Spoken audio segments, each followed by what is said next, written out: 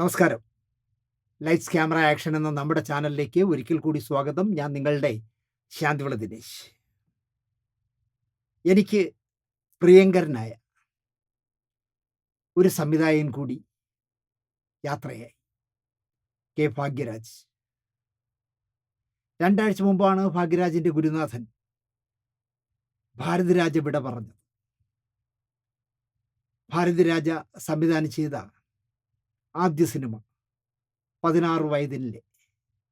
അതിലെ ഒരു ചെറു വേഷം, എന്തോ കന്നാലിയെ കുളിപ്പിക്കുക എന്തോ ചെയ്യുന്ന ഒരു കുളത്തിൽ നിന്ന് കുളിപ്പിക്കുന്ന ഒരു ചെറിയ വേഷം ചെയ്തുകൊണ്ടാണ് ഭാഗ്യരാജ് സിനിമയിൽ തുടക്കം കുറിക്കുന്നത്. പിന്നെ ഭാരതിരാജയുടെ സംവിധാന സഹായിയായി.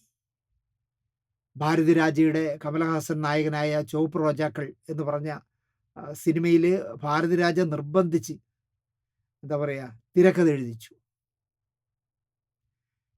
തിരക്കഥ എഴുതിക്കുകയല്ല, തിരക്കഥയുടെ സഹായിയാക്കി. എന്നിട്ട് അതിൽ ആ പടത്തിലെ മുഴുവൻ സംഭാഷണവും ഭാഗ്യരാജനെ കൊണ്ട് എഴുതിച്ചു. ചുവരില്ലാത്ത ചിത്രങ്ങൾ സംവിധാനം ചെയ്ത് 1979 ഭാഗ്യരാജ് സ്വതന്ത്ര സംവിധായകനായി മാറി. മുന്താണി മുടിച്ച് എന്ന് പറഞ്ഞ ചിത്രത്തിലൂടെ ഉർവശിയെ ദക്ഷിണേന്ത്യയിലെ നായികയായി സമ്മാനിച്ചു. ഞാൻ എത്ര പ്രാവശ്യം മുന്താണി മുടിച്ച് കണ്ടിട്ടുണ്ടെന്ന് എനിക്കറിയില്ല. ചിരിച്ചു കൊണ്ട് പോകുന്ന രസകരമായ സിനിമയാണല്ലോ.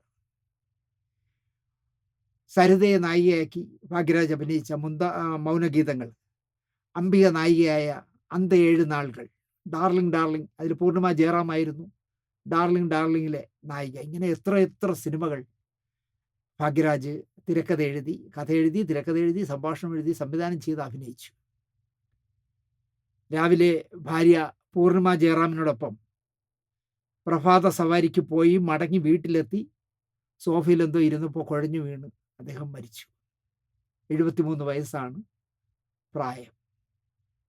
നമ്മുടെ ഉർവശി, കൽപ്പന കലാരഞ്ജിനിമാരിൽ കൽപ്പനയെ തമിഴിൽ അവതരിപ്പിച്ചതും ഭാഗ്യരാജാണ്. ഈ റോഡ് നമ്മൾ ടിക്കറ്റ് എടുക്കാതെ ട്രെയിനിൽ കയറിയാൽ, അല്ലെങ്കിൽ കൺഫേം ആവാത്ത ടിക്കറ്റും കൊണ്ട് കയറിയാൽ നമ്മളെ ഇറക്കി വിടുന്ന സ്റ്റേഷനാണ് ഈ റോഡ്. ഈ റോഡിലെ ഗോപിച്ചെട്ടിപ്പാളയത്തിനടുത്താണ് ജനനം. ബാല്യ കൗമാരങ്ങൾ വലിയ കഷ്ടപ്പാടിൻ്റെതായിരുന്നു. മദ്രാസിൽ സാർവത്രികമായ ടീ കട എന്ന് പറയും. നമ്മുടെ ഇവിടുത്തെ തട്ടുകടയിൽ പറയുന്ന അവിടെ ടീ കട എന്നാണ്. ടീ കടയിൽ ചായ സർവ് ചെയ്യുന്ന ജോലിക്കാരനിൽ നിന്നാണ് അദ്ദേഹം ജീവിതം തുടങ്ങുന്നത്. പിന്നെ തമിഴകത്തെ വലിയ സംവിധായകനും നിർമ്മാതാവും നടനും ഒക്കെയായി, തിരക്കഥാകൃത്തും ഒക്കെയായി ഭാഗ്യരാജ് വളർന്നു. മിസ്റ്റർ മരുമകനിൽ ദിലീപിനോടൊപ്പം മലയാളത്തിൽ അദ്ദേഹം എത്തി. 2011 കേരള സംസ്ഥാന ചലച്ചിത്ര അവാർഡ് നിർണയ സമിതി ജൂറി ചെയർമാനാകാനും അദ്ദേഹം തിരുവനന്തപുരത്ത് എത്തിയിട്ടുണ്ട്. ഒരു മുൻകാല നടിയുണ്ടായിരുന്നു പ്രവീണ, മനസ്സാവാചാ കർമ്മണയിലേക്ക് അഭിനയിച്ച പ്രവീണയെ അദ്ദേഹം വിവാഹം കഴിച്ചു. 2 വർഷത്തെ ജീവിതമേ ഉണ്ടായുള്ളൂ. അവർക്ക് മഞ്ഞപ്പിത്തം ബാധിച്ച് മരിച്ചപ്പോൾ തൻ്റെ ഡാർലിംഗ് എന്ന് പറഞ്ഞ സിനിമയിലെ നായികയായിരുന്ന പൂർണിമ ജയറാമിനെ ഭാഗ്യരാജ് വിവാഹം കഴിച്ചു. പാരിജാതം എന്ന സിനിമയിലൂടെ മകൾ ശരണ്യയെയും, ചക്കരക്കട്ടി എന്ന് പറഞ്ഞ സിനിമയിലൂടെ മകൻ ശന്തനുവിനെയും സിനിമയിൽ എത്തിച്ചുവെങ്കിലും വേണ്ടത്ര വിജയിച്ചില്ല ഇരുവരും. ശന്തനു മലയാള സിനിമയിലും മോഹൻലാലിനോടൊപ്പം ഒരു സിനിമയിൽ അഭിനയിച്ചു. ഭാരതിരാജയുടെ ഒരു ഖൈദീൻ ഡയറി എന്ന് പറഞ്ഞൊരു നല്ല, കമൽഹാസൻ അഭിനയിച്ചൊരു നല്ല സിനിമയാണ്. ആ സിനിമയെ അക്രി രാസ്ത എന്ന പേരിൽ അമിതാഭ് ബച്ചൻ, ജയപ്രദ, ശ്രീദേവി എന്നിവരെ വെച്ച് ഹിന്ദിയിൽ ഭാഗ്യരാജ് റീമേക്ക് ചെയ്തു. ഒരുപാട് പറയാനുണ്ട് ഭാഗ്യരാജിനെ കുറിച്ച്. ഞാൻ ഒരു എപ്പിസോഡ് ഭാഗ്യരാജിനെയും അദ്ദേഹത്തിൻ്റെ ഗുരുനാഥനായ ഭാരതിരാജയെയും കുറിച്ച് ചെയ്യുന്നതുകൊണ്ട് ഇപ്പോൾ തൽക്കാലം ഇവിടെ നിർത്താം. ആ എൻ്റെ പ്രിയപ്പെട്ട സംവിധായകൻ്റെ ആത്മാവിന് നിത്യശാന്തി നേരാം.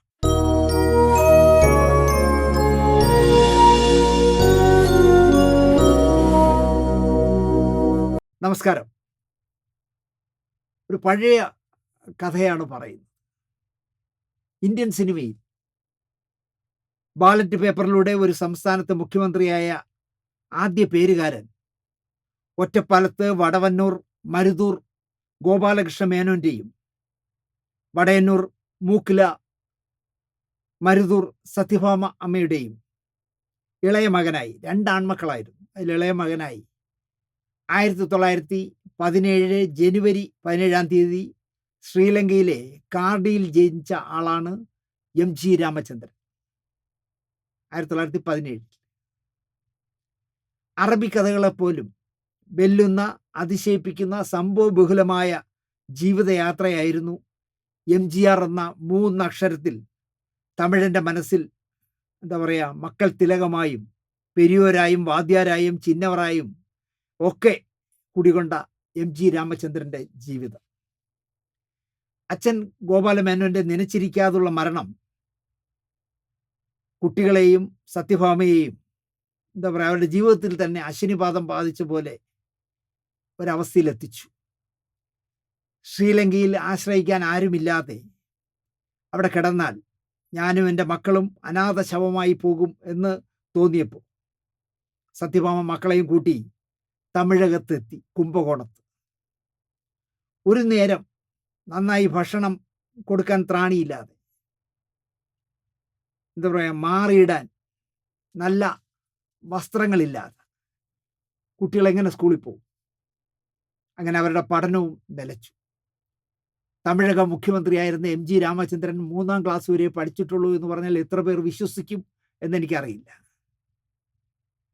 ഇന്ത്യൻ രാഷ്ട്രീയത്തിൽ താരമായി മാറിയ എം ജി ആറിൻ്റെ വിദ്യാഭ്യാസം 3ാം ക്ലാസ് ആണെന്ന് പറയുമ്പോൾ നമ്മൾ വി എസിനെക്കാളും താഴെയാണ് അദ്ദേഹത്തിൻ്റെ വിദ്യാഭ്യാസം. അമ്മയുടെ സഹോദരൻ നാരായണൻ നായരോടൊപ്പം ബാലനായ എം ജി ആർ നാടക ട്രൂപ്പിൽ ചേർന്നു. തമിഴകത്ത് ഒരുപാട് നാടക ട്രൂപ്പ് ഉണ്ടായിരുന്നു. ഒന്നുമില്ലായ്മയിൽ നിന്നും ജീവിതം വെട്ടിപ്പിടിക്കാനായി കഠിന പരിശ്രമം നടത്താൻ രാമചന്ദ്രന് ഒരു മടിയുമില്ലായിരുന്നു. നിരന്തരമായ പരിശ്രമത്തിലൂടെ, കഠിന അധ്വാനത്തിലൂടെ നാടകരംഗത്ത് സ്വന്തം പേര് സമ്പാദിക്കാൻ അദ്ദേഹത്തിന് സാധിച്ചു. നാടകത്തിൽ കഴിവ് തെളിയിക്കുന്നവർക്ക് അക്കാലത്ത് സിനിമയിൽ എളുപ്പം കയറിപ്പറ്റാൻ ആകുന്ന കാലമായിരുന്നു. 1936 19ാം വയസ്സിൽ സതി ലീലാവതി എന്ന സിനിമയിലൂടെ എം ജി ആർ സിനിമയിൽ അരങ്ങേറ്റം കുറിച്ചു. ചെറുതും വലുതുമായ കുറച്ച് വേഷങ്ങൾ പിന്നാലെ കിട്ടി. 1947 ഇന്ത്യ സ്വാതന്ത്ര്യം പ്രാപിക്കുന്ന ആ വർഷത്തിൽ ജൂപ്പിറ്റർ പിക്ചേഴ്സ് നിർമ്മിച്ച രാജകുമാരിയിലെ നായക വേഷം എം ജി ആറിൻ്റെ ജീവിതത്തിലെ വഴിത്തിരിവായി. മലൈക്കള്ളൻ എന്ന സിനിമയോടെ എം ജി ആർ തമിഴ് സിനിമയിൽ തൻ്റെ അനിഷേധ്യ സ്ഥാനം ഉറപ്പിച്ചു. തമിഴ് സിനിമയ്ക്ക് ആദ്യമായി മികച്ച 2ാമത്തെ സിനിമയ്ക്കുള്ള രാഷ്ട്രപതിയുടെ വെള്ളി മെഡൽ കൂടി മലൈക്കള്ളൻ നേടിയതോടെ എം ജി ആർ സിനിമാ സ്ഥാനം അരക്കിട്ടുറപ്പിച്ചു എന്ന് തന്നെ പറയാം. മുടിച്ചൂട മന്നനായി ഇതോടെ അദ്ദേഹം മാറി. തമിഴിലെ ആദ്യത്തെ കളർ ചിത്രമായ ആലിബാബയും 40 തിരുടറുകളും മലയാളി സംവിധായകനായ എം കൃഷ്ണൻ നായർ സാറ് സംവിധാനം ചെയ്ത ഋഷാക്കാരനും വലിയ വിജയമായി. ഋഷാക്കാരനിലെ അഭിനയത്തിന് എം ജി ആറിന് ഭരത് അവാർഡും ലഭിച്ചു. 1971 എം ജി ആറിന് ഭരത് ലഭിക്കുകയും ശിവാജി ഗണേശൻ അടക്കമുള്ളവർക്ക് ഭാരത് പുരസ്കാരം ലഭിക്കാതെ പോയത് കരുണാനിധി അടിച്ച ഒരു വാചകവും വലിയ വിമർശന വിധേയമായി. എം ജി ആർ അക്കാരണങ്ങൾ കൊണ്ട് തന്നെ ഭരത് അവാർഡ് നിരസിച്ചു. സൽസ്വഭാവിയും പാവങ്ങൾക്ക് വേണ്ടിയും അനീതിക്കെതിരെയും പടപൊരുതുന്നവനായും പോരാളിയായും മദ്യപിക്കാത്ത, പുകവലിക്കാത്ത, സ്ത്രീകളെ തല്ലാത്ത നായകനായി എം ജി ആർ വലിയ ഖ്യാതി പെട്ടെന്ന് നേടിയെടുത്തു. എം ജി ആറിൻ്റെ ഒരു കഥാപാത്രവും നായികയുടെ പിന്നാലെ പോകില്ല. സുന്ദരികളായ നായികമാർ എം ജി ആർ അവതരിപ്പിക്കുന്ന കഥാപാത്രങ്ങളുടെ പിന്നാലെ പാട്ടും പാടി വരുന്നവരായിരിക്കും എല്ലാ സിനിമയിലും. പിന്നീട് അദ്ദേഹത്തിൻ്റെ ഭാര്യയായി മാറിയ ബി എൻ ജാനകി മുതൽ സരോജാദേവി, ജയലളിത, മഞ്ജുള, ലത തുടങ്ങി എത്രയെത്ര സ്ഥിര നായികമാർ എം ജി ആർ സിനിമകളിൽ തിളങ്ങി. മിക്കവാറും എം ജി ആർ നായികമാർക്ക് അദ്ദേഹത്തിൻ്റെ പേരക്കുട്ടിയാകാനുള്ള പ്രായമേ ഉണ്ടാകുമായിരുന്നുള്ളൂ. മലയാളത്തിൽ ഒരേ ഒരു സിനിമയിലെ എംജിആർ അഭിനയിച്ചിട്ടുള്ളൂ, ജനോവ. നൂറ്റാണ്ടുകൾക്ക് മുമ്പുള്ള റോമൻ ചരിത്രത്തിൽ നിന്നും ഉൾക്കൊണ്ടതാണ് ജനോവയുടെ കഥ. 1953 ഇ.പി. ഈപ്പൻ ചന്ദ്ര പിക്ചേഴ്സിൻ്റെ ബാനറിൽ തമിഴിലും മലയാളത്തിലുമായി ജനോവ നിർമ്മിച്ചത്. എഫ് നാഗൂറാണ് സംവിധാനം. ബി.എസ്. സരോജയായിരുന്നു എംജിആറിൻ്റെ ജനോവയിലെ നായിക. വില്ലനായ പ്രധാനമന്ത്രിയുടെ റോളിൽ, പ്രധാനമന്ത്രിയുടെ പേര് ഗോലോ എന്നായിരുന്നു, ആ ഗോലയുടെ വേഷം ചെയ്തത് ആലപ്പി വിൻസെൻ്റ് എന്ന് പറഞ്ഞ നാടക നടനായിരുന്നു. എംജിആറിൻ്റെ ജ്യേഷ്ഠൻ എം.ജി. ചക്രപാണിയും ജനോവയിൽ വേഷം ചെയ്തു. എം.എസ്. വിശ്വനാഥൻ, രാമമൂർത്തി ടീം തമിഴകത്ത് ഒരുപാട് ചലനം സൃഷ്ടിച്ച സംഗീത സംവിധായകരായിരുന്നു. മലയാളിയാണ്, പാലക്കാട്ടുകാരനാണ് എം.എസ്. വിശ്വനാഥൻ. അദ്ദേഹം തമിഴകത്ത് പ്രശസ്തനായ ശേഷം മലയാളത്തിൽ ആദ്യമായി സംഗീത സംവിധാനം നിർവഹിച്ച ചിത്രമായിരുന്നു ജനോവ. 1953 ഏപ്രിൽ 17 ജനോവ കേരളത്തിൽ റിലീസായി. വൈക്കംകാരിയായ ബി.എൻ. ജാനകിയാണ് എംജിആറിൻ്റെ ഭാര്യ എന്ന് നമുക്ക് പരിചിതമാണ്. ആദ്യ ഭാര്യയുടെ മരണശേഷമാണ് എംജിആർ തൻ്റെ കൂടെ നിരവധി സിനിമകളിൽ അഭിനയിച്ച ബി.എൻ. ജാനകിയെ വിവാഹം കഴിച്ചത്. അവർക്ക് എംജിആർ സിനിമകളിൽ നല്ല വേഷങ്ങളായിരുന്നു ലഭിച്ചിരുന്നത്. വേറെ വിവാഹം കഴിച്ച സ്ത്രീയുമായിരുന്നു ബി.എൻ. ജാനകി. ആദ്യ വിവാഹത്തിലും മക്കളില്ല, എംജിആറിൻ്റെ ഭാര്യയായ ശേഷവും മക്കളില്ല. തമിഴക രാഷ്ട്രീയം 1967 വരെ ഏഴി തോഴൻ എന്ന് അരുമയോടെ തമിഴന്മാർ വിളിച്ചിരുന്ന കാമരാജൻ നാടാരുടെ കോൺഗ്രസിനായിരുന്നു ഭരണം. പണ്ഡിറ്റ് ജവഹർലാൽ നെഹ്റു പോലും ബഹുമാനത്തോടെ കണ്ടിരുന്ന ഏഴി തോഴനായിരുന്നു കാമരാജ്. പെരിയോർ എന്നും തന്ത പെരിയോർ എന്നും വിളിച്ചിരുന്ന ഇ.വി. രാമസ്വാമി നായ്ക്കർ തമിഴ്നാട്ടിലെ ബ്രാഹ്മണ മേൽക്കോയ്മയ്ക്കെതിരെ അതിനെ ചെറുക്കാനായി ആരംഭിച്ച നിരീശ്വര, അണ്ടർലൈൻഡ് കേൾക്കണം, നിരീശ്വര യുക്തിവാദി സംഘടനയായ ദ്രാവിഡ കഴകത്തിൽ സിനിമാക്കാരായ എം.ജി. രാമചന്ദ്രനും ശിവാജി ഗണേശനും എം. കരുണാനിധിയും അടക്കം ആകർഷകരായി. പെരിയോരുടെ പ്രധാന ശിഷ്യൻ അണ്ണാദുരൈ ആയിരുന്നു. വയസ്സുകാലത്ത് പരസഹായം കൂടാതെ നടക്കാൻ പറ്റാത്ത പ്രായത്തിൽ പെരിയോർ വീണ്ടും കല്യാണം കഴിച്ചത് അണ്ണാദുരൈക്ക് ക്ഷമിക്കാനായില്ല. ഇക്കാരണത്താൽ പ്രതിഷേധിച്ച് പെരിയോരുമായി തെറ്റിപ്പിരിഞ്ഞ് ദ്രാവിഡ മുന്നേറ്റ കഴകം, അതായത് ഇന്നത്തെ DMK എന്ന രാഷ്ട്രീയ പാർട്ടി തന്നെ ഉണ്ടാക്കി അണ്ണാദുരൈ. ഈ പറഞ്ഞ സിനിമാക്കാരൊക്കെ അണ്ണാദുരൈയുടെ കൂടെ ചേർന്നു. എക്കണോമിക്സ് MA-കാരനും വാഗ്മിയുമായ CN അണ്ണാദുരൈ താൻ വിളിച്ചു കൂട്ടുന്ന യോഗങ്ങളിൽ ആളെ കൂട്ടാൻ എംജിആറിനെയും പ്രാസമൊപ്പിച്ച് പ്രസംഗിച്ച് തീപ്പൊരി വിതറാൻ കരുണാനിധിയെയും നന്നായി ഉപയോഗപ്പെടുത്തി. ഇവർ രണ്ടുപേരും എൻ്റെ രണ്ട് കണ്ണുകളാണ് എന്ന് അണ്ണാദുരൈ തുറന്നു പറഞ്ഞിട്ടുണ്ട്. ഉത്തരേന്ത്യൻ ഗോസായിമാർ ഹിന്ദി അടിച്ചേൽപ്പിക്കുന്നതിന് എതിരായി 1965 ട്രെയിനുകൾ കത്തിച്ച് ഞങ്ങൾ ധീരരാണ് എന്ന് തമിഴരെ ബോധ്യമാക്കി ദ്രാവിഡ മുന്നേറ്റ കഴകം പ്രവർത്തകർ. ഫലം 1967 നടന്ന നിയമസഭാ തെരഞ്ഞെടുപ്പിൽ ഏഴി തോഴൻ്റെ കോൺഗ്രസിനെ കടപുഴകി എറിഞ്ഞ് DMK തമിഴ്നാട്ടിൽ അധികാരം പിടിച്ചെടുത്തു. അതിനുശേഷം ഒരിക്കലും പിന്നെ കോൺഗ്രസ് അധികാരത്തിൽ വന്നിട്ടില്ല തമിഴ്നാട്ടിൽ. DMK അല്ലെങ്കിൽ ADMK അങ്ങനെ അങ്ങോട്ടും ഇങ്ങോട്ടും മാറി മാറി ഭരിക്കലായിരുന്നു. ഇപ്പോഴാണ് വിജയുടെ പുതിയ പാർട്ടി വന്നത്. അണ്ണാദുരൈ മുഖ്യമന്ത്രിയും കരുണാനിധി മന്ത്രിയുമായി. പാർട്ടിയുടെ ട്രഷററും MLA-യുമായി എംജിആർ. മുഖ്യമന്ത്രി അണ്ണാദുരൈ ക്യാൻസർ ബാധിച്ച് ചികിത്സയ്ക്കിടയിൽ അമേരിക്കയിൽ വെച്ച് മരണപ്പെട്ടപ്പോൾ കരുണാനിധി തമിഴകത്തിൻ്റെ മുഖ്യമന്ത്രിയാകാനുള്ള ഭാഗ്യം ലഭിച്ചു കരുണാനിധിക്ക്. പക്ഷേ അപ്പോഴും ആളെ കൂട്ടണമെങ്കിൽ എംജിആർ എത്തണം എന്ന സ്ഥിതി തന്നെയായിരുന്നു. ശ്രോതാക്കളെ കൊണ്ട് കൈയടിപ്പിക്കുന്ന ഉഗ്രൻ പ്രസംഗം, കരുണാനിധി നടത്തും. പക്ഷേ എൻ രക്തത്തിൻ രക്തമേ എന്ന് എംജിആർ വിളിച്ചാൽ തമിഴൻ ഇളകി നൃത്തം വയ്ക്കും. ഇത് സ്വാഭാവികമായും കരുണാനിധിക്ക് നീരസം വളർത്തി. ഈ സമയത്ത് റിക്ഷാക്കാരനിലെ അഭിനയം ഭരത് അവാർഡും കൂടി എംജിആറിന് നേടിക്കൊടുത്തപ്പോൾ നീരസം പതിയെ അസൂയയായി വളർന്നു. ഇവൻ ഇങ്ങനെ വളർന്നാൽ നാളെ എൻ്റെ മുഖ്യമന്ത്രി കസേരയ്ക്ക് ആട്ടം വയ്ക്കാമെന്ന് ബുദ്ധിരാക്ഷസനായ കരുണാനിധിക്ക് ഉറപ്പായി. സിനിമ താരങ്ങളെ മാത്രമേ തമിഴിന് വേണ്ടുവെങ്കിൽ എൻ്റെ ആദ്യ ഭാര്യയിലെ മകൻ MK മുത്തുവിനെ നായകനാക്കി ഒരു തിരക്കഥ എഴുതി ഇറക്കിയാലോ എന്ന് കരുണാനിധി ചിന്തിച്ചു. അതാണ് ഈ വിനാശകാലെ വിപരീത ബുദ്ധി എന്ന് പറയും പോലെ ഒരാവശ്യവുമില്ലാതെയാണ് MK മുത്തുവിനെ എംജിആറിനെതിരെ ഇറക്കാം, അവൻ നായകനായി വളരട്ടെ, അവനിലൂടെ DMK കൊണ്ടു നടക്കാമെന്നൊക്കെ അദ്ദേഹം വിചാരിച്ചു.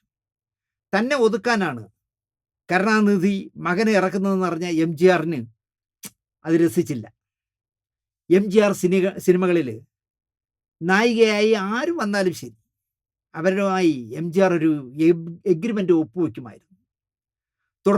തുച്ഛമായ ശമ്പളത്തിൽ 5 വർഷം തൻ്റെ സിനിമകളിൽ അല്ലാതെ അഭിനയിക്കാൻ പാടില്ല എന്നാണ് ആ എഗ്രിമെൻ്റ്. കരുണാനിധിയുമായി എംജിആർ ഉരസൽ തുടങ്ങിയ സമയത്ത് എംജിആറിൻ്റെ നായികയായിരുന്ന മഞ്ജുളയുടെ എഗ്രിമെൻ്റ് കാലാവധി അവസാനിക്കുക. അവർ കരുണാനിധിക്ക് വേണ്ടി എംജിആറിനെതിരെ നല്ലൊരു അപവാദ കഥ പറഞ്ഞ് രംഗത്തെത്തി. മഞ്ജുളയെ മകൻ MK മുത്തുവിൻ്റെ നായികയാക്കി കരുണാനിധി.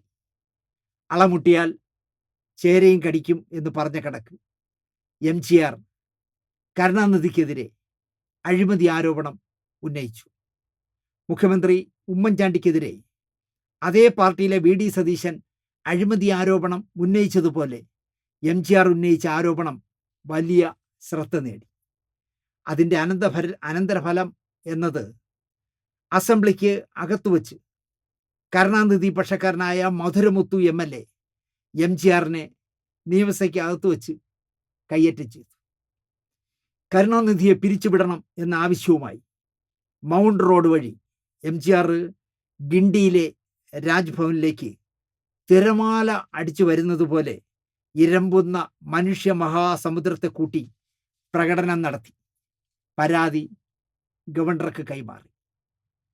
തൻ്റെ ഇരിപ്പിടത്തിന് കോട്ടം തട്ടുന്നു എന്ന് മനസ്സിലാക്കിയ കരുണാനിധി മലയാളി വിരുദ്ധ വികാരം കത്തിച്ചുവിട്ടു. ലക്ഷ്യം മലയാളിയായ എംജിആറിനെ മുട്ടുകുത്തിക്കുക എന്നത് മാത്രമായിരുന്നു. കണ്ണിൽ കണ്ട മലയാളികളുടെ സ്ഥാപനങ്ങൾ മുഴുവൻ DMK-യിലെ കരുണാനിധി പക്ഷം അടിച്ച് തകർത്ത് തരിപ്പണമാക്കി. ഈ സമയത്ത് കരുണാനിധി മനുഷ്യർ വലിക്കുന്ന റിക്ഷ മദ്രാസിൽ നിരോധിച്ചു. പകരം തൊഴിലാളികൾക്ക് സൈക്കിൾ റിക്ഷകൾ നൽകി, അതും സൗജന്യമായിട്ട്. ഇതറിഞ്ഞ എംജിആർ ഒരു നൈസ് പണി അങ്ങ് ചെയ്തു. തൻ്റെ പടം പ്രിൻ്റ് ചെയ്ത ബനിയനുകൾ പ്രിൻ്റ് ചെയ്ത് സൈക്കിൾ റിക്ഷ തൊഴിലാളികൾക്ക് സൗജന്യമായി നൽകി. സൗജന്യമായി കരുണാനിധി കൊടുത്ത സൈക്കിൾ റിക്ഷയിൽ എംജിആർ കൊടുത്ത എംജിആറിൻ്റെ പടമുള്ള ബനിയനിട്ടുകൊണ്ട് സൈക്കിൾ റിക്ഷകൾ ഓടിച്ചു. ഇതാണ് തമിഴക രാഷ്ട്രീയത്തിലെ കളികളെന്ന് പറയാം. എംജിആറിൻ്റെ പ്രസ്റ്റീജ് സിനിമയായ ഉലകും ചുറ്റും വാലിബൻ തിയേറ്ററുകളിൽ വരും മുമ്പ് നഗരസഭയിൽ പോസ്റ്ററുകൾ സീൽ ചെയ്യാനായി ചെന്നു. ഒരു പോസ്റ്റർ അന്ന് സീൽ ചെയ്യുന്നതിന് 25 പൈസയായിരുന്നു ചാർജ്. കരുണാനിധി അതിനെ 1 രൂപയാക്കി കൂട്ടി. ഒരൊറ്റ പോസ്റ്റർ ഒട്ടിക്കാതെ എംജിആർ ഉലകും ചുറ്റും വാലിബൻ മദിരാശിയിൽ റിലീസ് ചെയ്തു. അദ്ദേഹം പോസ്റ്ററിന് പകരം ചെയ്ത വേല എന്താണെന്ന് ചോദിച്ചാൽ തിരക്കേറിയ ജെമിനി സർക്കിൾ അടക്കം ഒരുപാട് സ്ഥലങ്ങളിൽ തൻ്റെ 40 അടി ഉയരമുള്ള കട്ടൗട്ടുകൾ സ്ഥാപിച്ചു. ഈ ചിത്രം പ്രദർശിപ്പിക്കാൻ തിയേറ്ററുകൾ നൽകരുതെന്ന് തിയേറ്റർ ഉടമകളോട് കരുണാനിധി ശട്ടം കെട്ടി. ഇതറിഞ്ഞ നടൻ ശിവാജി ഗണേശൻ പരസ്യമായി പറഞ്ഞു, എൻ്റെ തിയേറ്ററുകളിൽ ഉലകം ചുറ്റും വാലിബൻ കളിച്ചിരിക്കും. പൂർണ്ണ പിന്തുണ കൊടുത്തു ശിവാജി ഗണേശൻ. മദ്രാശി പട്ടണത്തിലെ തിയേറ്ററുകളിൽ വലിയ ക്യൂ നിന്ന് തമിഴർ ചിത്രം കണ്ടു. ക്യൂ നിന്നവരെ ഓരോരോ കാരണം പറഞ്ഞ് കരുണാനിധിയുടെ പോലീസ് അടിച്ചോടിച്ചു. എന്നിട്ടും ഉലകം ചുറ്റും ബാലിബൻ തമിഴ്നാട്ടിൽ ചരിത്ര വിജയം നേടി. എം കൃഷ്ണൻ നായർ സാറിൻ്റെ റിക്ഷക്കാരനിലെ അഭിനയത്തിന് 1971 ഭരത് അവാർഡ് എംജിആറിന് ലഭിച്ചു എന്ന് ഞാൻ പറഞ്ഞല്ലോ. താൻ ശുപാർശ ചെയ്തിട്ടാണ് അവാർഡ് എംജിആറിന് ലഭിച്ചതെന്ന് കരുണാനിധി വച്ച് കാച്ചി. ചുമ്മാ കാച്ചിയതാണ്. എംജിആർ ആ ഒറ്റ കാരണം കൊണ്ട് ഭരത് അവാർഡ് നിരസിച്ചു. താഷ്കന്റ് ഫിലിം ഫെസ്റ്റിവലിൽ അടൂർ ഗോപാലകൃഷ്ണനോടൊപ്പം എംജിആറിനും ക്ഷണം വന്നു. ഉലകം ചുറ്റും ബാലിബനിലെ നായിക ലതയെ കൂട്ടി റഷ്യക്ക് എംജിആർ പോയി. എംജിആർ ലതയും കൂടെ കൊണ്ടുപോയി. എന്തിനാവും എംജിആർ ലതയെ കൂടി താഷ്കന്റിൽ കൊണ്ടുപോയതെന്ന് ചോദ്യമുയർത്തി കരുണാനിധിയുടെ അനുയായികൾ ചുമരുകളിലെല്ലാം മുഴുത്ത പോസ്റ്ററുകൾ ഒട്ടിച്ചു. നാറ്റാൻ വേണ്ടിയാണ്. ഇങ്ങനെ കൊണ്ടും കൊടുത്തും പോകുന്നതിനിടയിലാണ് എംജിആറിനെ വീട്ടിൽ കയറി എം.ആർ. രാധ എന്ന് പറഞ്ഞ ഹാസ്യനടനും വില്ലനും ഒക്കെയായി അഭിനയിക്കുന്ന, അല്ലെങ്കിൽ നമ്മുടെ ഇപ്പോഴത്തെ പ്രതാപത്തിൻ്റെ ആദ്യ ഭാര്യയ്ക്കായിരുന്ന രാധിക, ശരത് കുമാർ ഇപ്പോൾ രണ്ടാമത് കല്യാണം കഴിച്ച രാധിക ശരത് കുമാറിൻ്റെ അല്ലെങ്കിൽ രാധാരവി എന്ന് പറഞ്ഞ നടീനടന്മാരുടെ സംഘടനയുടെ പ്രസിഡൻ്റായിരുന്ന രാധാരവിയുടെ അച്ഛൻ എം.ആർ. രാധ എംജിആറിൻ്റെ വീട്ടിൽ കയറി വെടിവെച്ചു.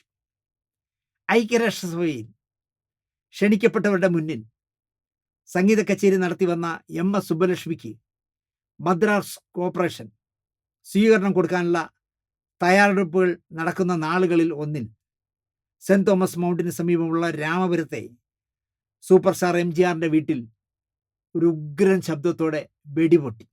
ഒരു വെടിയല്ല, 3 വെടി പൊട്ടി.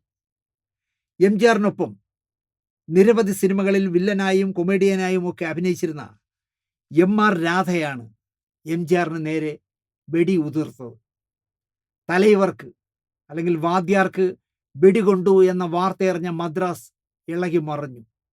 1967 ജനുവരി 12-നാണ് എം.ആർ. രാധ എംജിആറിനെ വെടിവെച്ചത്. നാടകത്തെയും സിനിമയെയും നന്നായി രാഷ്ട്രീയത്തിനായി ഉപയോഗിച്ച നാടാണല്ലോ തമിഴകം. എംജിആറും ശിവാജി ഗണേശനും ഒക്കെ രാഷ്ട്രീയക്കാരായ സിനിമാക്കാരായപ്പോൾ രാഷ്ട്രീയവും സിനിമയും ഒരമ്മ പെറ്റതുപോലുള്ള പൊക്കിൾക്കൊടി ബന്ധം ഉണ്ടായി. അണ്ണാദുരൈയുടെ വേലക്കാരി, നല്ല തമ്പി, പണത്തോട്ടം, കരുണാനിധിയുടെ പരാശക്തി, തിരുമ്പിപ്പാർ മുതലായ രചനകൾ തമിഴ് രാഷ്ട്രീയത്തിൽ DMKയ്ക്ക് വേരോട്ടമുണ്ടാക്കിയ രചനകളായിരുന്നു.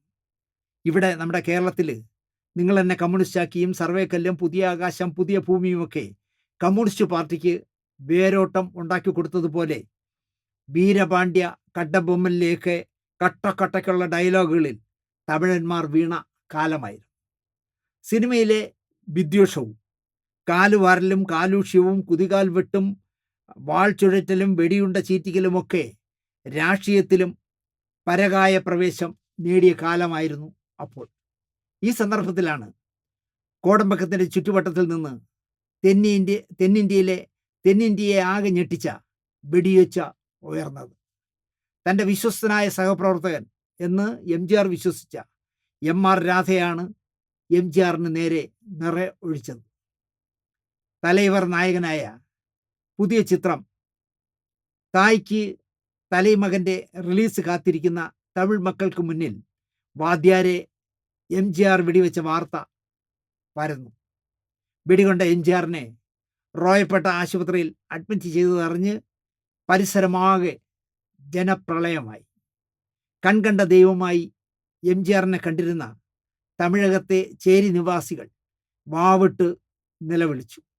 സ്ത്രീകൾ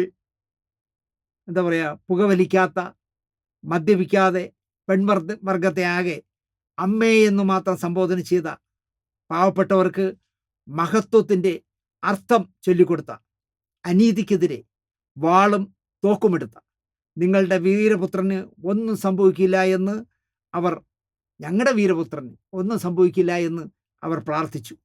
നിരീശ്വരവാദിയായ തങ്ങളുടെ നേതാവിനായി വടപളനി മുരുകന് നിരവധി ലക്ഷം പേർ നേർച്ചകൾ നേർന്നു. എംജിആറിന് വെടിവെച്ച എം.ആർ. രാധ സ്വയം വെടിയുതിർത്ത് ആശുപത്രിയിലായി എന്ന വാർത്ത ദുരൂഹതകൾ വർദ്ധിപ്പിച്ചു. എംജിആർ കിടക്കുന്ന അതേ ആശുപത്രിയിലാണ് വില്ലനായ എം.ആർ. രാധയും അഭയം തേടിയിരിക്കുന്നത്. ഇതറിഞ്ഞ ആരാധകർ അക്രമാസക്തരായി മാറി. കാരണം തലൈവരെ കൊണ്ടിരിക്കുന്ന അതേ ആശുപത്രി തന്നെ വെടിവെച്ചനും കിടക്കുക എം.ആർ. രാധയും. Saint Thomas മൗണ്ടിലെ എം.ആർ. രാധയുടെ വീടിനെ ആരാധകർ എറിഞ്ഞുടച്ചു. പോലീസ് നിരോധനാജ്ഞ പുറപ്പെടുവിച്ചിട്ടും ജനങ്ങൾ കൂട്ടം കൂടി പ്രതിഷേധിച്ചുകൊണ്ടേയിരുന്നു. എംജിആറിൻ്റെ ഇടത് ചെവിയിൽ തുളച്ചു കയറിയ വെടിയുണ്ട ആദ്യത്തെ വെർട്ടിബ്രയിലാണ് ചെന്നു നിന്നത്. എം.ആർ. രാധ സ്വയം വെടിയുതിർത്ത വെടിയുണ്ട രാധയുടെ തലയോട്ടിയിലാണ് മുറിവുണ്ടാക്കിയത്. രണ്ടാമത്തേത് രാധയുടെ കഴുത്തിന് പിന്നിൽ. രസകരമായ കാര്യം, രണ്ടുപേരെയും ഗവൺമെൻറ് ജനറൽ ആശുപത്രിയിലേക്ക് മാറ്റി ഓപ്പറേഷൻ നടത്താൻ തീരുമാനിച്ചു. എങ്ങനെ ഇരുവരെയും പുറത്തെടുത്തു കൊണ്ടുപോകും എന്നതായി അടുത്ത ചിന്ത. മനുഷ്യന് അനങ്ങാൻ പറ്റാത്ത സാഹചര്യത്തിൽ ആംബുലൻസുകൾ എങ്ങനെ പുറത്തേക്ക് എത്തിക്കും എന്നതായിരുന്നു പോലീസിൻ്റെ തലവേദന. എം.ആർ. രാധയെ കൊണ്ടുപോകുന്ന ആംബുലൻസ് ജനം തീയിടും, തല്ലിപ്പൊളിക്കും, രാധയെ ഇഞ്ചിഞ്ചായി തല്ലിക്കൊല്ലും. ആർക്കോ ഒരു ബുദ്ധി ഉദിച്ചു. എം.ആർ. രാധയെ ഇവിടുന്ന് മാറ്റണമെങ്കിൽ എം.ജി.ആർ. തന്നെ കനിയണം. രാത്രി 10 മണിക്ക് ശേഷം ജനക്കൂട്ടത്തെ സാക്ഷിയാക്കി തലൈവരെ ഓപ്പറേഷനായി ജനറൽ ആശുപത്രിയിലേക്ക് മാറ്റുകയാണ് എന്ന അറിയിപ്പ് വന്നു. മക്കൾ വഴിമാറണം, വാദ്യാരെ എത്രയും വേഗം ഓപ്പറേഷൻ തിയേറ്ററിൽ എത്തിക്കണം എന്ന അപേക്ഷ അവിടെ മുഴങ്ങി. ഒരു ആംബുലൻസിൽ എം.ജി.ആറിനെയും എം.ആർ. രാധയെയും പുറത്തേക്ക് കൊണ്ടുപോയി. ഇത് ആരും അറിഞ്ഞില്ല. എം.ജി.ആർ. കിടക്കുന്ന അതേ ആംബുലൻസിൽ തന്നെ എം.ആർ. രാധയും കിടത്തി. ഒരാളും അത്തരം ഒരു നീക്കം പ്രതീക്ഷിച്ചിരുന്നില്ല. എം.ആർ. രാധയുടെ ശരീരത്തിൽ നിന്നും ബുള്ളറ്റുകൾ നീക്കം ചെയ്ത് അപകടനില തരണം ചെയ്തു. എന്നാൽ എം.ജി.ആറിൻ്റെ തൊണ്ടയിലെ ബുള്ളറ്റ് ഓപ്പറേഷനിലൂടെ പുറത്തെടുത്താൽ സെർവിക്കൽ വെർട്ടിബ്രയിൽ അപകടം സംഭവിക്കാൻ സാധ്യതയുണ്ടെന്ന് ഡോക്ടർമാർ മനസ്സിലാക്കി. ബുള്ളറ്റ് ഇപ്പോഴിരിക്കുന്നിടത്ത് തന്നെ ഭദ്രമായി ഇരിക്കട്ടെ എന്ന് ഡോക്ടർമാർ വിധിയെഴുതി. പിറ്റേന്നാൾ ഉച്ചയോടടുക്കുമ്പോൾ ഇരുവർക്കും ബോധം വന്നു. എം.ജി.ആറിനും എം.ആർ. രാധയ്ക്കും ബോധം വന്നു. തലൈവർക്ക് ബോധം തിരിച്ചു കിട്ടിയെന്ന വാർത്ത ആരാധകരെ ആശ്വസിപ്പിക്കുന്നതായി. ഈ വെടിവയ്പ് സംഭവം അന്വേഷണ ഉദ്യോഗസ്ഥന്മാരെ നന്നായി ചുറ്റിച്ചു. എം.ആർ. രാധ എം.ജി.ആറിന് നേരെ വെടിയുതിർക്കുമ്പോൾ പ്രധാന ദൃക്സാക്ഷി കെ വാസു എന്ന സിനിമാ നിർമ്മാതാവായിരുന്നു. വാസുവിൻ്റെ കയ്യിൽ നിന്നും ലക്ഷങ്ങൾ വായ്പയായി വാങ്ങി എം.ആർ. രാധ ഒരു സിനിമ നിർമ്മിച്ചിരുന്നു. പെറ്റാൽ താൻ പിള്ളയ എന്ന് പറഞ്ഞ എം.ജി.ആർ. നായകനായ ഒരു വലിയ ചിത്രം. അത് നിർമ്മിച്ചത് കെ വാസുവിൻ്റെ നിന്ന് പൈസ വാങ്ങിയിട്ടായിരുന്നു. ഈ ചിത്രം വലിയ സാമ്പത്തിക വിജയം നേടിയിരുന്നു. കടം വാങ്ങിയ തുക പലിശ സഹിതം രാധ കെ വാസുവിന് മടക്കി കൊടുക്കുകയും ചെയ്തിരുന്നു. എം.ജി.ആറിനെ തന്നെ നായകനാക്കി ഒരു ചിത്രം ഉടനെ തന്നെ നിർമ്മിക്കണം എന്ന ആശയവുമായി രാധയും വാസുവും 1967 ജനുവരി 12 രാവിലെ ചർച്ചകൾ നടത്തി. വൈകുന്നേരം എം.ജി.ആറിനെ കാണാൻ വീട്ടിൽ ചെന്നു. സമയം 4:30. മൂവരും കൂടി ആ പുതിയ പ്രോജക്റ്റിനെ കുറിച്ച് സംസാരിച്ചു. രാധയുടെ കൈവശം വരുമ്പോൾ തന്നെ ഒരു ലെതർ ബാഗ് ഉണ്ടായിരുന്നു. സംസാരത്തിനിടയിൽ എന്തുകൊണ്ടോ നിർമ്മാതാവ് വാസു അസ്വസ്ഥനാകുന്നുവെന്ന് എം.ജി.ആറിന് തോന്നി. ഇത്രയും കാര്യങ്ങൾ എം.ജി.ആറും കെ വാസുവും കോടതിയിൽ ഒരുപോലെ പറഞ്ഞു. ബാക്കി 2 തരം ഭാഷ്യങ്ങളുണ്ടായി. അതിലൊന്ന് എം.ജി.ആറും വാസുവും കോടതിയിൽ പറഞ്ഞതാണ്. സംസാരത്തിനിടയിൽ രാധ എണീറ്റു. ഇരിക്കാൻ എം.ജി.ആർ. നിർബന്ധിച്ചിട്ടും രാധ ഇരിക്കാൻ കൂട്ടാക്കിയില്ല. എം.ജി.ആറും വാസുവും ചർച്ചകൾ തുടരുമ്പോൾ രാധ കൊണ്ടുവന്ന് മേശപ്പുറത്ത് വെച്ച ലെതർ ബാഗ് തുറന്നു. പെട്ടെന്നൊരു വെടിവെച്ച വീട്ടിനകത്ത് മുഴങ്ങി. എം.ജി.ആർ. തൻ്റെ ഇടത് ചെവി അമർത്തിപ്പിടിച്ചപ്പോൾ രക്തം പമ്പിൽ നിന്ന് ചീറ്റുന്നത് പോലെ ചീറ്റി. എം.ജി.ആർ. തിരിഞ്ഞു നോക്കുമ്പോൾ റിവോൾവറുമായി നിൽക്കുന്ന എം.ആർ. രാധയെയാണ് കാണാനായത്. വെടിയേറ്റതാണെന്ന് എംജിആർ അറിയുന്നത് ശരിക്കും അപ്പോഴാണ്. ഈ കാതിലൂടെ ഈ ചീറ്റിയത് രാധ വെടിവെച്ചതിലാണെന്ന്, രാധയുടെ കയ്യിൽ തോക്കിരിക്കുന്ന ഘട്ടമാണ് എംജിആറിന് മനസ്സിലായത്. പിന്നിലേക്ക് മാറി രാധ 2 തവണ സ്വയം വെടിയുതിർത്തു. വേച്ച് പോർട്ടിക്കോയിലെത്തിയ എംജിആർ തന്നെ ആശുപത്രിയിൽ എത്രയും വേഗം എത്തിക്കാൻ ഡ്രൈവറോട് പറഞ്ഞു. എന്നാൽ എം.ആർ. രാധ കോടതിയിൽ പറഞ്ഞത് തന്നെ കണ്ടുമുട്ടിയപ്പോൾ തന്നെപ്പറ്റി മോശമായ വാർത്തകൾ പ്രചരിപ്പിച്ചു എന്ന് പറഞ്ഞ് എംജിആർ എം.ആർ. രാധയോട് തട്ടിക്കയറി.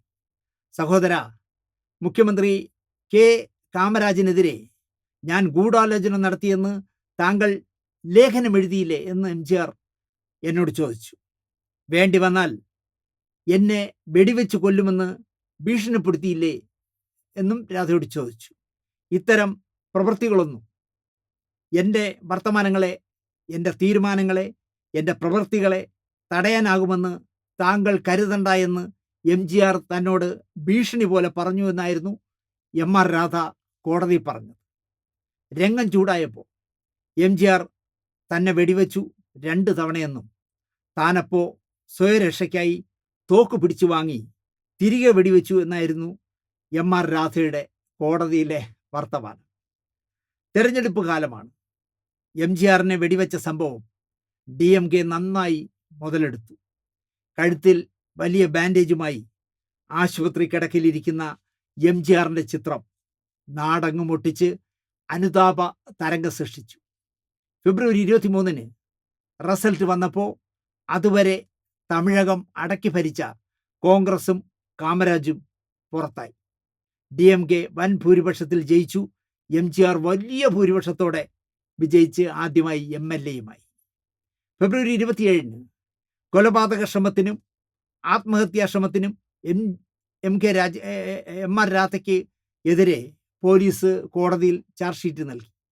3 വർഷം മുമ്പ് 1964-ൽ ലൈസൻസ് കാലാവധി കഴിഞ്ഞ തോക്ക് കൈവശം വെച്ചതും കേസായി. ലൈസൻസ് ഒന്നും ഇല്ലാത്ത തോക്കിട്ടാണ് വെടിവെച്ചത്. കേസ് തമിഴ്നാടിന് പുറത്ത്. വാദം കേൾക്കണം. പുതിയതായി അധികാരത്തിൽ വരുന്ന DMK തനിക്കെതിരെ അന്യായമായ സ്വാധീനം ചെലുത്തും എന്ന് സുപ്രീം കോടതിയിൽ എം.ആർ. രാധ റിട്ട് നൽകി. ഈ കേസിൽ ഒരു കാരണവശാലും ഇടപെടുകയോ ആരെയെങ്കിലും സ്വാധീനിക്കാൻ ശ്രമിക്കുകയോ ചെയ്യില്ല എന്ന് മുഖ്യമന്ത്രി അണ്ണാ ദുരൈയും വിദ്യാഭ്യാസ വകുപ്പ് മന്ത്രി നെടുഞ്ചെഴിയനും കോടതിയിൽ ഉറപ്പ് നൽകി.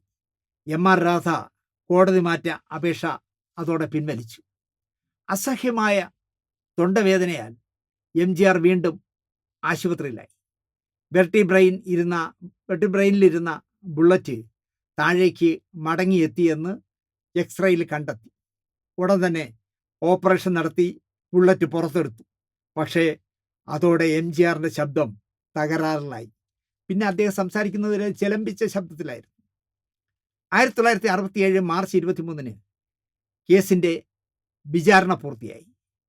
രാഷ്ട്രീയ ശത്രുതയും തൊഴിൽ വൈരാഗ്യവും വ്യക്തിപരമായ മുൻകരുതലും മനസ്സിൽ സൂക്ഷിച്ച് കൊലപ്പെടുത്തുക എന്ന ഉദ്ദേശ ലക്ഷ്യത്തോടെ എം.ആർ. രാധ എംജിആറിൻ്റെ വീട്ടിൽ ചെന്ന് ലക്ഷ്യം നടപ്പിലാക്കുകയായിരുന്നുവെന്ന് പ്രോസിക്യൂഷൻ സാക്ഷിമൊഴികൾ, തെളിവുകൾ ഒക്കെ വച്ച് കോടതിയെ ബോധിപ്പിച്ചു. സ്വാഭാവികമായ പിടിവലിക്കിടയിൽ പൊട്ടിയതാണ് തോക്കെന്ന് എം.ആർ. രാധയ്ക്കായി വാദിച്ച advocate Mohan Kumaramangalam, NT Vanamamalai, N Natarajan എന്നിവർ പരമാവധി രാധയെ രക്ഷപ്പെടുത്താൻ നോക്കി. വധശ്രമകാലത്ത് എം.ആർ. രാധ വലിയ സാമ്പത്തിക ബാധ്യതയിലായിരുന്നുവെന്ന് സ്ഥാപിക്കാൻ ആവശ്യമായ സാക്ഷികളെ കോടതിയിൽ പ്രോസിക്യൂഷൻ എത്തിച്ചിരുന്നു. 10 വർഷമായി തന്നെ അറിയാമായിരുന്ന രാധ 37,600 രൂപയുടെ തുണിത്തരങ്ങൾ വാങ്ങിയിട്ട് 1,001 രൂപ മാത്രമാണ് ഇതുവരെ തിരിച്ചു തന്നതെന്നും തുണിക്കടക്കാരൻ SA നാഗരാജ ചെട്ടി കോടതിയിൽ പറഞ്ഞു. ബാക്കി 36,599 രൂപയ്ക്കായി 3 കേസുകൾ താൻ രാധയ്ക്കെതിരെ കൊടുത്തിട്ടുള്ളതും കോടതിയിൽ പറഞ്ഞു. എം.ആർ. രാധയുടെ എന്നുടയ മുടിവ്, എൻ്റെ അന്ത്യം, എൻ്റെ തീരുമാനങ്ങൾ എന്ന വിവാദമായ പ്രസംഗം കോടതിയിൽ ഒരു എംജിആറിൻ്റെ വക്കീൽ കൊണ്ട് കൊടുത്തിരുന്നു. എന്നുടയ മുറിവ്, എൻ്റെ അന്ത്യം, എൻ്റെ തീരുമാനങ്ങൾ എന്നുള്ള വിഷയത്തെക്കുറിച്ചാണ് അദ്ദേഹം സംസാരിച്ചത്. ഒരു കത്തി സൂക്ഷിച്ചാൽ മാത്രം പോരാ, ഉപയോഗിക്കണം എന്ന് തുടങ്ങിയ വാചകങ്ങൾ ഈ പ്രസംഗത്തിൽ ഉണ്ടായിരുന്നു. പണം ധാരാളം കടം വാങ്ങിയവരിൽ നിന്ന് രക്ഷപ്പെടാൻ സ്വയം രക്തസാക്ഷിയാകുക എന്നല്ലാതെ മറ്റ് മാർഗങ്ങൾ ഇല്ലാതെ പ്ലാൻ ചെയ്തതാണെന്നും പ്രോസിക്യൂഷൻ സമർത്ഥിച്ചു. എംജിആറിൻ്റെ വീട്ടിൽ നിന്നും കണ്ടെടുത്ത എംജിആറിൻ്റെ തോക്കുകളിൽ ബുള്ളറ്റുകൾ ലോഡ് ചെയ്തിട്ടില്ല എന്നും പൊട്ടിയ 3 ബുള്ളറ്റും രാധയുടെ ലൈസൻസ് പുതുക്കാത്ത തോക്കിൽ നിന്നും പൊട്ടിയതാണെന്നും കോടതി കണ്ടെത്തി. കോടതിക്ക് ഫോറൻസിക് വിദഗ്ധർ അങ്ങനെയാണ് റിപ്പോർട്ട് കൊടുത്തത്. കൊലപാതക ശ്രമം, ലൈസൻസ് ഇല്ലാത്ത ആയുധം സൂക്ഷിക്കൽ എന്നിവയ്ക്ക് 7 വർഷം കഠിന തടവിന് എം.ആർ. രാധയെ ശിക്ഷിച്ചു. വിധിക്കെതിരെ രാധ ഹൈക്കോടതിയിൽ പോയി. 1968 ഏപ്രിൽ 24 കേസ് ഹൈക്കോടതി തള്ളിക്കൊണ്ട് പറഞ്ഞത്, പ്രതിയോട് എംജിആറിന് പൂർവ്വ വൈരാഗ്യം ഉണ്ടായിരുന്നുവെങ്കിൽ അദ്ദേഹം സ്വന്തം വീട്ടിലേക്ക് രാധയെ പ്രവേശിക്കാൻ അനുവദിക്കുമായിരുന്നു എന്നാണ് കോടതി ചോദിച്ചത്. സ്വന്തം വീട്ടിൽ വെച്ച് തനിക്കെതിരെ ബുള്ളറ്റ് ആക്രമണം എംജിആർ പ്രതീക്ഷിച്ചിട്ടും ഉണ്ടാകില്ല. പ്രതിയെ കൊല്ലാനുള്ള മുൻ വൈരാഗ്യമൊന്നും എം.ജി. രാമചന്ദ്രന് ഉണ്ടാകാൻ വഴിയുണ്ട് എന്നും കരുതാനാവുന്നില്ല എന്ന് ഹൈക്കോടതി പറഞ്ഞു. ഹൈക്കോടതി വിധിക്കെതിരെ രാധ സുപ്രീം കോടതി പോയി. സുപ്രീം കോടതി അപ്പീൽ അങ്ങ് തള്ളി. മാനുഷിക പരിഗണന വെച്ച് 7 വർഷം എന്നത് 5 വർഷം കഠിന തടവായി സുപ്രീം കോടതി കുറച്ചു കൊടുത്തു. 57 വയസ്സുള്ള രാധയ്ക്ക് വലിയൊരു കുടുംബത്തിൻ്റെ ഉത്തരവാദിത്വമുള്ളതും കോടതി പരിഗണിച്ചു. 1971 ഏപ്രിൽ 29 DMKയുടെ സർക്കാർ കാലാവധി തീരാൻ 1 മാസമുള്ളപ്പോൾ എം.ആർ. രാധയെ മോചിപ്പിച്ചു. 4 വർഷവും 11 മാസവും രാധ ജയിലിൽ കിടന്നു. 1979 സെപ്റ്റംബർ 17 72ാമത്തെ വയസ്സിൽ തിരുച്ചിറപ്പള്ളിയിൽ എം.ആർ. രാധ മരിച്ചു. 5 ഭാര്യമാരേ ഉള്ളൂ കേട്ടോ അദ്ദേഹത്തിന്. 5ലും കൂടി 8 മക്കൾ.